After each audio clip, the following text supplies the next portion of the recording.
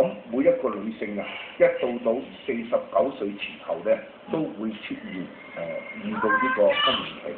咁更年期咧比較煩惱咧，就係佢有一啲更年期嘅症狀，譬如講咧就係一時咧就會覺得難，一時咧就會潮汗，仲有個咧就係脾氣啊同埋性格上邊咧就稍有啲變化啊，有陣時咧就甚至係好敏感。咁我哋關鍵咧就係呢個更年期啊平穩過渡嘅問題啦。今日我哋拜訪嘅呢班阿姨，平均年齡都係50歲左右，正係被更年期問題所困擾嘅年齡。從佢哋嘅外觀嚟睇咧，就係接近咗49歲前後呢個年齡階層啦。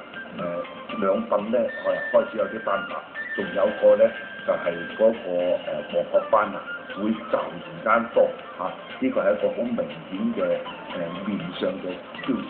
謝老師，好似我哋啲女人到咗更年期嘅時候，應該係需要注意啲乜嘢，或者食啲乜嘢水果補充一下嘅咁。嗱，第一個咧就要喺精神上同埋情感上啊，自我咧控制下啊，特別係咧嗰種敏感嘅調理。咁仲有一個咧喺藥物同埋飲食上邊嘅調理咧，多食一啲金針啊。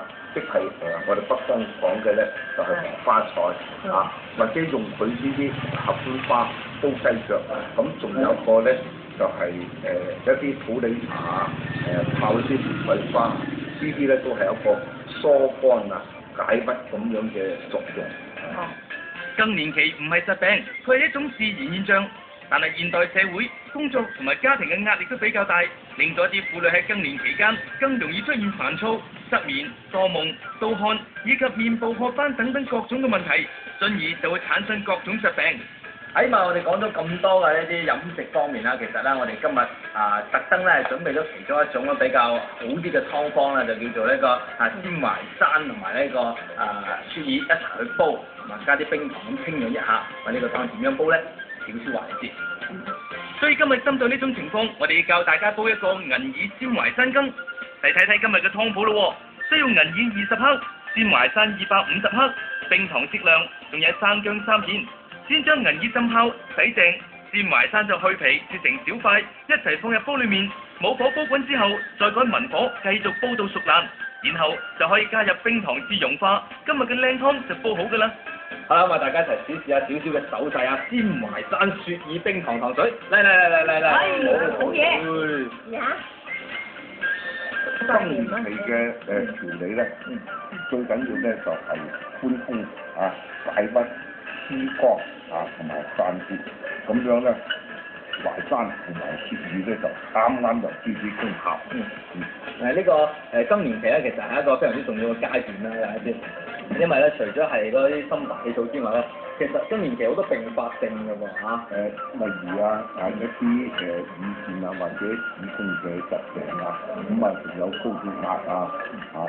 更年期係女性特殊嘅階段，建議呢一個時期嘅女性應該喺飲食方面增加蛋白質嘅攝入，特別喺乳品、蛋、瘦肉、魚類同埋大豆中獲得。呢類食品可以有效咁緩解更年期嘅不適，同時又要減少脂肪、膽固醇、鹽同埋酒等4類物質嘅攝入。而今晚有獎問答就係、女性更年期應該減少食以下邊啲食品呢？ A. 豆腐 B. 腐乳 C. 豆漿。答啱嘅朋友就有機會獲得由